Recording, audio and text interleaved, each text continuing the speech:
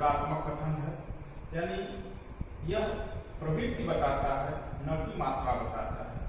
मांग का नियम ये बता देगा कि हाँ इस कला वस्तु की कीमत घटेगी तो इसकी मांग बढ़ेगी, लेकिन कितनी कीमत घटेगी तो कितनी मांग बढ़ेगी यह तथ्य मांग का नियम नहीं बताता है। इस तथ्य को ज्ञात करने के लिए अर्थशास्त्रियों ने मांग की लोच का कॉन्सेप्ट विकसित किया है और मांग की लोच एक मात्रात्मक कथन हो जाता है, एक मात्रात्मक विचार हो जाता है, मात्रात्मक प्रत्यय या कॉन्सेप्ट हो जाता है।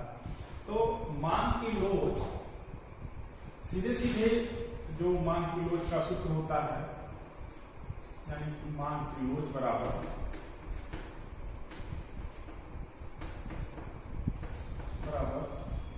मांग में आनुपातिक परिवर्तन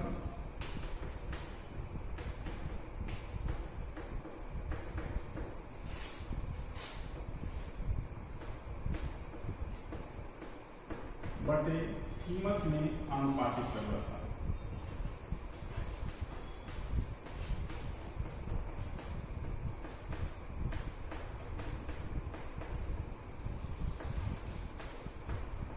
कीमत में आनुपातिक परिवर्तन ये सामान्य सूत्र है मांग की लोच ज्ञात करने का। यहाँ पहले ही मैं स्पष्ट कर दूं कि चूंकि कीमत जिस दिशा में परिवर्तित होती है उसके ठीक विपरीत दिशा में मांग परिवर्तित होती है, इसलिए इन दोनों के बीच सदैव ऋणात्मक संबंध होता है, यानी लोच हमेशा सामान्य लोच हमेशा ऋणात्मक होती है। सामान्य लोच हमेशा ऋणात्मक होती है, यानी इसे ऋण चिन्ह से प्रदर्शित करते हैं। अब हम थोड़ा उदाहरण में लेते हैं कि इसको हम कैसे निकालेंगे, यानी मांग में आनुपातिक परिवर्तन बटे कीमत में आनुपातिक परिवर्तन। तो इसका सिंपल सा सूत्र है कि E बराबर डेल्टा Q बटे Q यानी प्रारंभिक मात्रा और डिवाइडेड बाई डेल्टा P बटे P। इसको जब हम गुणा करते हैं तो ये उलट जाता है, डेल्टा Q बटे Q ऐसे ही रह जाता है तो P बटे डेल्टा P, या यहाँ माइनस चिन्ह पहले ही लग जाएगा, यहाँ कोई इसके लिए अलग से नहीं बताया जाएगा, पहले बता दिया गया कि दोनों में विपरीत संबंध होता है, इसलिए इनमें हमेशा ऋण चिन्ह पाया जाएगा। डेल्टा Q बटे यहाँ डेल्टा P इंटू P अपान Q, ये सूत्र हमेशा याद रखिएगा। इलास्टिसिटी का सूत्र यही होता है, डेल्टा Q बटे डेल्टा P इंटू P अपान Q। तो ये डेल्टा जो है ये परिवर्तन को बताता है, इस मात्रा को बताता है, और P और Q प्रारंभिक मात्रा को, यानी जहां से जो प्रारंभिक मात्रा थी, जैसे इसमें ये प्रारंभिक ये था और इसमें मात्रा प्रारंभिक ये बताता है। तो मांग की लोच का ये सामान्य सूत्र हो जाता है। अब मांग की लोच नापने की कितनी विधियां हैं? सामान्यतः 3 विधियों के बारे में बताया जाता है। प्रतिशत परिवर्तन भी इसे फ्लक्स में दिया था, तो जो अभी आनुपातिक विधि आपने देखा है लगभग वही है प्रतिशत परिवर्तन भी। वहाँ अनुपात में लिया जाता है, परिवर्तनों को डेल्टा में लिया जाता है, यहाँ प्रतिशत में लिया जाता है। जो दूसरी विधि है कुल व्यय विधि, इसे मार्शल ने दिया था, और एक विधि है बिंदु रेखीय विधि। इसमें समरूप त्रिभुज के गुणों का प्रयोग करके इसका सूत्र स्थापित किया जाता है, तब हमारा ये आसान हो जाता है बिंदु रेखीय विधि। और एक और विधि है चाप विधि।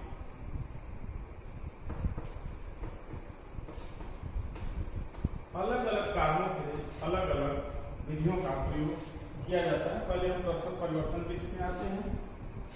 तो प्रतिशत परिवर्तन विधि में हम पाते हैं कि एक मानदंड है,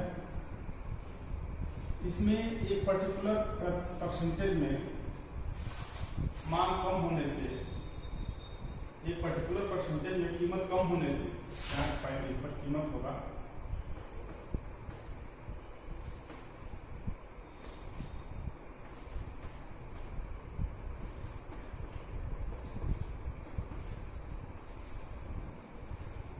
मांग में एक पर्टिकुलर परिवर्तन होगा, यानी कि कीमत में कितना प्रतिशत परिवर्तन होगा और मांग में कितना प्रतिशत, फलस्वरूप मांग में कितना प्रतिशत परिवर्तन होगा। इन दोनों के अनुपात से हम मांग की लोच ज्ञात करते हैं। हम इसको मात्रात्मक उदाहरण लेते हैं।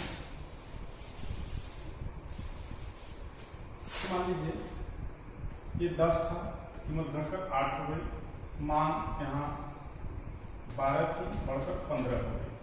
हम इसे प्रतिशत परिवर्तन निकालेंगे तो यहाँ ध्यान देंगे तो 20% की कमी होती है और यहाँ जो मांग में यहाँ वृद्धि होती है, ये 2 की कमी से 20% का परिवर्तन माना जाएगा और ये यहाँ भी ये लगभग 20% की वृद्धि दर्शाता है।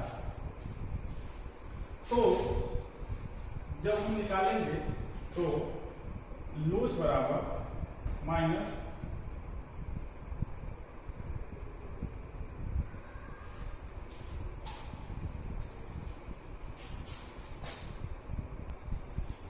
कीमत में 20% की कमी होने के बाद मांग में जो परिवर्तन होगा वो 25% का होगा, क्योंकि ये 3 का अंतर आया है इसमें और 3 का जो अंतर आता है वो 12 का 25% बैठता है, 3 जो 12। तो अब हमको मिल गया है कि इसमें कीमत में 20% कमी होने से मांग में 25% की वृद्धि होती है। तो लोच क्या होगा, तो सूत्र वही होगा, मांग में प्रतिशत परिवर्तन बटे कीमत में परिवर्तन प्रतिशत परिवर्तन। तो यहाँ 25 बटे 20 कर दिया जाएगा तो ये हो जाएगा 5 बटे 4 बराबर 1.25, यानी 1.25 और इसमें ऋण चिन्ह पहले लगा होगा। तो यानी इसमें प्रतिशत विधि से निकालना गया है जो लोच E बराबर -1.25। इसको अन्य उदाहरण से आप देख सकेंगे। अब हम आते हैं कुल व्यय विधि।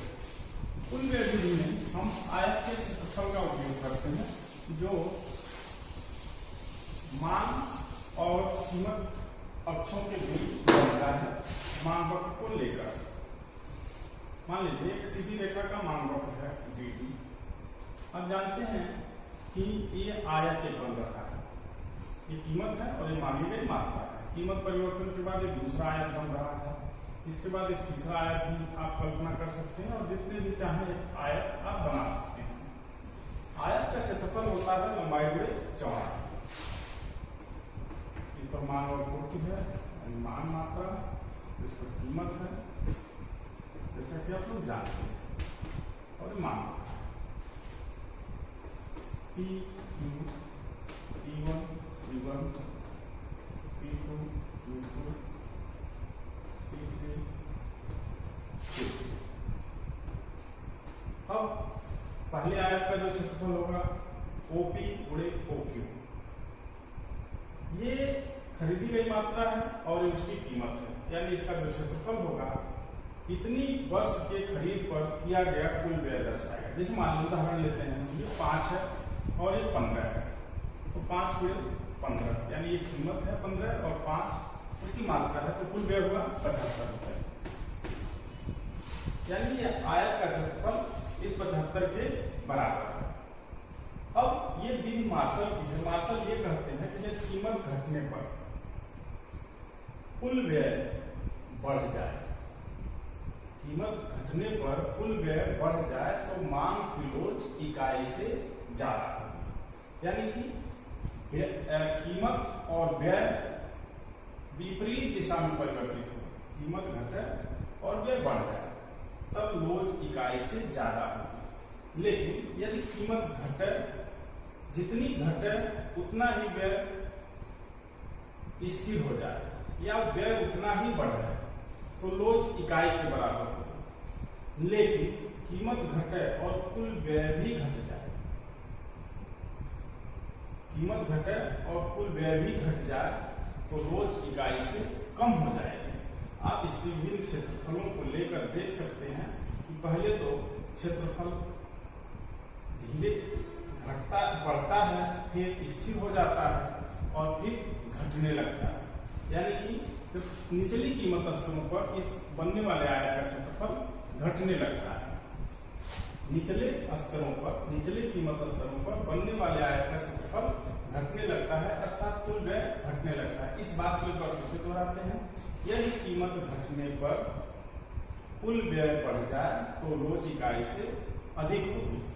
कीमत घटने पर कुल व्यय स्थिर हो जाए तो लोच इकाई के बराबर होगी, और कीमत घटने पर कुल व्यय भी घट जाए तो लोच इकाई से कम होगी। उल्टा आप सोच सकते हैं, कीमत बढ़ने पर व्यय बढ़ जाए तो लोच इकाई से कम होगी, और कीमत बढ़ने पर व्यय स्थिर रहे तो लोच इकाई के बराबर होगी, और कीमत बढ़ने पर कुल व्यय घट जाए तो लोच इकाई से ज्यादा होगी। तो उम्मीद है कि ये आपको समझ में आ गया होगा। अब हम आगे चलते हैं बिंदु रेख की विधि। लोच निकालने की बिंदु रेख की विधि।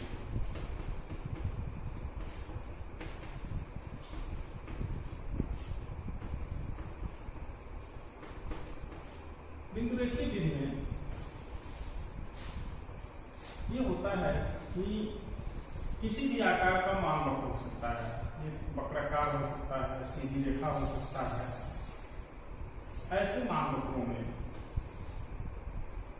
हम एक सूत्र स्थापित करते हैं कि इस बिंदु पर लोच क्या होगी।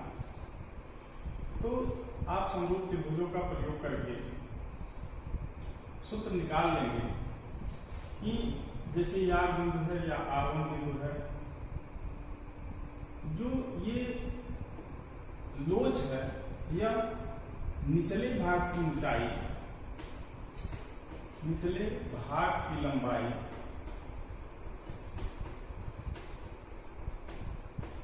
बटे ऊपरी भाग की लंबाई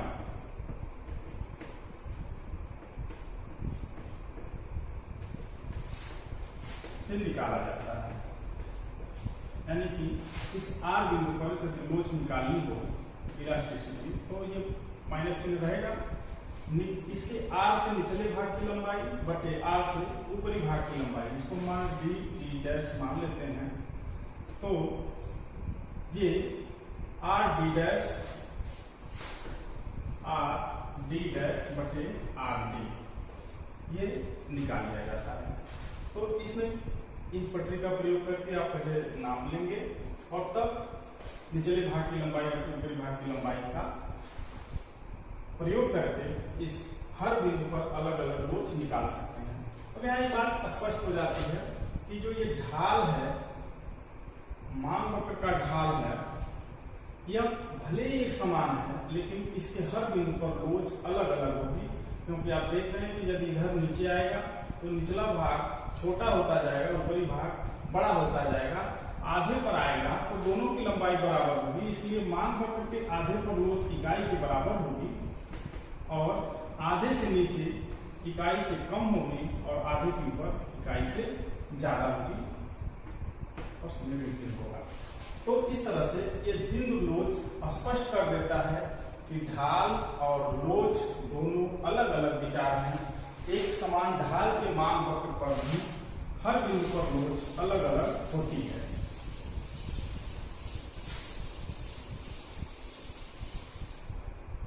कुल व्यय विधि में एक विचार छूट गया, उसको मैं सोच रहा हूँ याद दिला दूं आप लोगों को कि किस तरह के वक्र में लोच हमेशा एक समान होती है या इकाई के बराबर होती है। उसे रेक्टेंगुलर हाइपरबोला या आयताकार अतिपरवलय कहते हैं। ऐसे वक्र से जब मान वक्र आयताकार अतिपरवलय आकार का होगा तो उसके हर बिंदु पर लोच इकाई के बराबर होगी।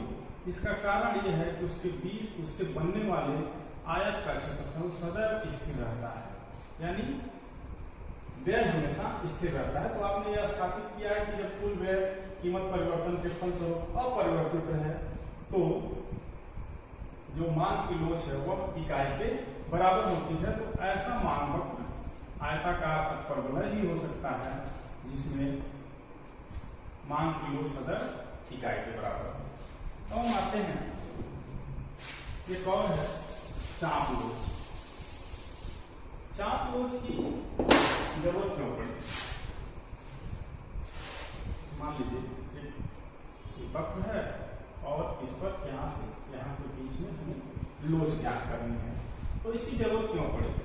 इसकी जरूरत इसलिए पड़ी क्योंकि सामान्यतः कीमत में थोड़ा परिवर्तन होता है और मान की मात्रा ज्यादा परिवर्तित हो जाती है।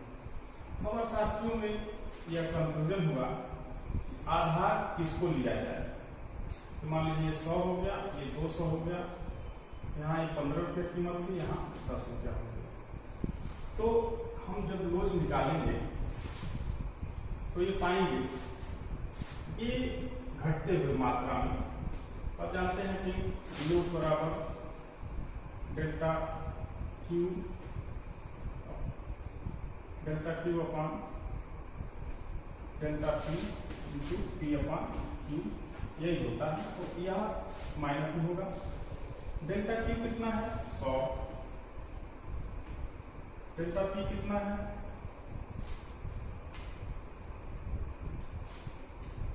5 गुणे पी 15 और क्यू 100। ये उत्तर आएगा -3, यानी 3 के बराबर लोच आएगी। इस पर ठीक उल्टा सोचिए, यानी कि होना तो ये चाहिए कि इस बीच में लोच हमेशा स्थिर रहनी चाहिए, चाहे मूल्य घटा के चाहे मूल्य बढ़ा के, दोनों दशाओं में लोच स्थिर होनी चाहिए। लेकिन उल्टा आप उल्टा देखेंगे, यानी कि कीमत 10 से बढ़कर 15 होती है और मान 200 से घटकर 100 होती है। उस दशा में लोच होगी, बराबर होना चाहिए लेकिन लोच में अंतर आ जाएगा। उस दशा में होगी डेल्टा क्यू, यानी कि ये 100 ही होगा, पी यानी 10 हो जाएगा और डेल्टा पी 5 होगा और जो पी है वो हो जाएगा 10 बटे क्यू यानी कि 200। तो आप देखेंगे 2 बराबर 1। इस दशा में लोच इकाई हो जाती है, यानी कि कीमत घट रही है तो लोच 3 है और कीमत बढ़ रही है तो लोच 1 हो गई। तो ये सही नहीं है, क्योंकि इसी के बीच का हम लोच निकाल रहे हैं, कहीं और का लोच नहीं निकाल रहे हैं। एक बार कीमत घटने पर, एक बार कीमत बढ़ने पर, लेकिन देख रहे हैं कि दोनों में अंतर आ जा रहा है। एक बार 3 आ रहा है, एक बार 1 आ रहा है। तो इस समस्या के समाधान के लिए अर्थशास्त्रियों ने ये कहा कि नहीं, अब हम इन दोनों का औसत लेंगे और इन दोनों का औसत लेंगे। तो इसका जो सूत्र होगा, यानी अनुपातिक परिवर्तन जब हम निकालेंगे तो हम प्रारंभिक मात्राओं का औसत लेंगे, परिवर्तन के बाद प्रारंभिक मात्राओं का औसत लेंगे। जैसे मान में आनुपातिक परिवर्तन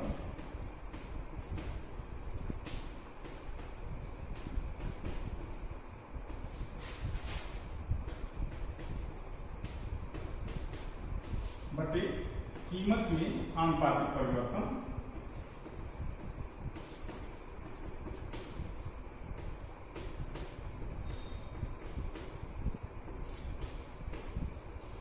निकालेंगे पहले, यानी इसके बराबर होता है लोच।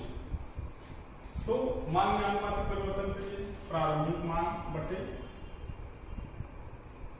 अंतिम मान, यानी कि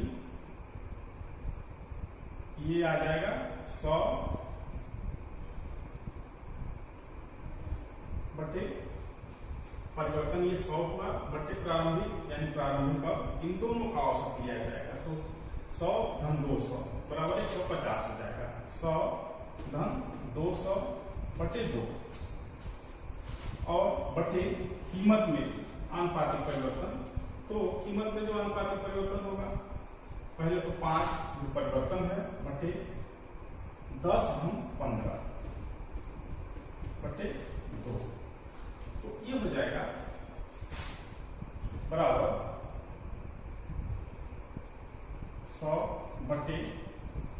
300/2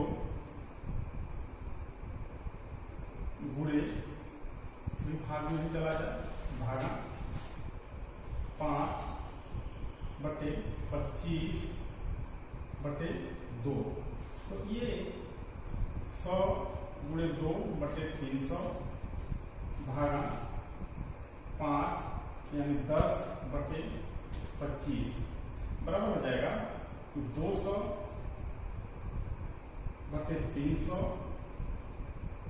गुणे 25/10। हम ये देख रहे हैं ये 20 हो जाएगा, ये 25 गुणे 50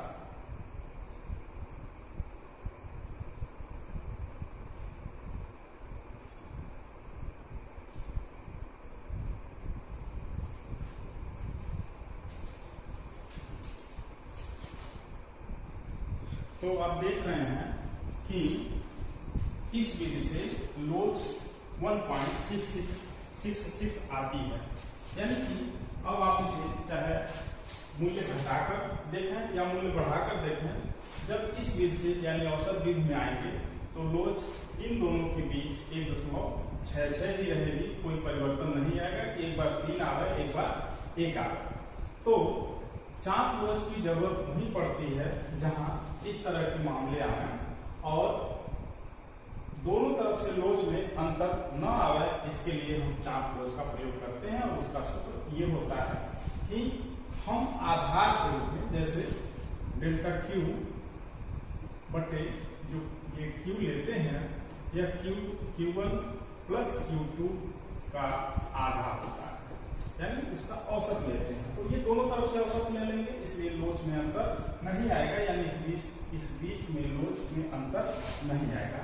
लेकिन इस बीच का प्रयोग करने में सावधानी ये है, यह बहुत दूर होगा तो इसका चूंकि लोच हम इस वक्राकार भाग का निकाल रहे हैं, ये बहुत दूर होगा तो वक्राकार भाग को ये रेखा रिप्रेजेंट नहीं करेगी, यानी सही प्रतिनिधित्व नहीं करेगी। इसलिए यह जितना छोटा हो यह उतना ही सही माप होगा। ज्यों-ज्यों ये दूरी बढ़ती जाएगी या रेखा का इस मान वक्र का वक्रता बढ़ती जाएगी, ज्यों-ज्यों ये इसके सही मान से दूर होता जाएगा। तो इतना ध्यान रहे कि बहुत छोटे चाप के लिए ही सही है, बहुत बड़े चाप के लिए यह सही नहीं है या सही प्रदर्शित नहीं करेगा। अब मुझे उम्मीद है कि लोच का कुछ कॉन्सेप्ट आपको समझ में आ गया होगा, निकालने की कुछ विधियां समझ में आ गई होंगी। न समझ में आया तो आप पूछ भी सकते हैं फोन करके, और यदि तो हम इसके बारे में कुछ चीजें स्पष्ट करना, जैसा कि आपको पहले बताया गया है कि लोच और ढाल में कोई संबंध नहीं है। एक ही ढाल के वक्र पर जहां ढाल स्थिर है, हर बिंदु पर लोच अलग अलग होती है। इसे आप बिंदु रेखी विधि से आसानी से सिद्ध कर सकते हैं। अब दिया जाता है सामान्यतः जो ये यदि मान लीजिए मान वक्र ये है, तो ये पूर्णतया लोचदार मान है, इलास्टिसिटी इसकी अनंत होती है। और जब पूरी तरह खड़ा है तो ये इलास्टिसिटी इसकी बिल्कुल शून्य होती है। और इन्हीं दोनों एक्सट्रीमों के बीच यानी लंबवत और पूरी तरह क्षैतिज के बीच ही पूरी लोच होती है। तो आप देखेंगे कि ये समांतर लोचदार होता है, ये इकाई लोचदार होता है, ये बेलोच होता है और ये बिल्कुल ही पूर्ण बेलोच होता है। इस तरह के मान वक्रों पर अब विचार करेंगे और देख कर भी कुछ अनुमान लगाया जा सकता है।